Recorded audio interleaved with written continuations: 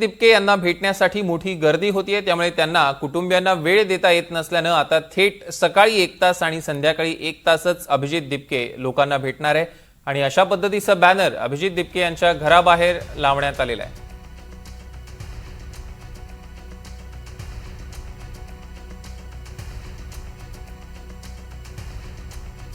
याचाच आढावा घेतला आमचे प्रतिनिधी मोहसिन शेख यांनी।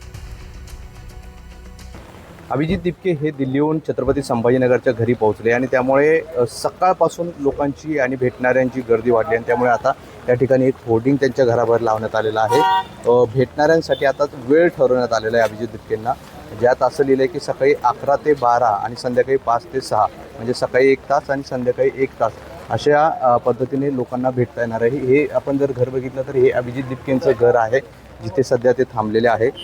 दिल्लीतलं आंदोलन संपल्यानंतर अभिजित दिपके आपल्या घरी पोहोचले आणि त्यामुळे साहजिकच इथे आल्यानंतर आपण बघतो हे बघा, आतमध्ये अशा पद्धतीने लोक हार फूल घेऊन किंवा गुलदस्ते घेऊन या ठिकाणी भेटण्यासाठी येत आहेत। मात्र गर्दी मोठी होते आणि त्यामुळे त्यांना पण अडचण होते, कुटुंबियांना वेळ देता येत नाही आहे, अनेक पाहुणे येत आहेत भेटायला, त्यांना वेळ देता येत नाही। त्यामुळे आता इथे भेटण्यासाठी एक वेळ निश्चित करण्यात आलेला आहे। 11 ते 12 आणि 5 ते 6 असे फक्त 1 तास, सकाळी 1 तास आणि संध्याकाळी 1 तास अशी फक्त भेटणाऱ्यांसाठी वेळ असणार आहे आणि त्याचं होर्डिंग देखील आता अभिजित दिपकेंच्या घराबाहेर पाहायला मिळते। राहुल चव्हाण, मोहसिन शेख, NDTV, छत्रपती संभाजीनगर।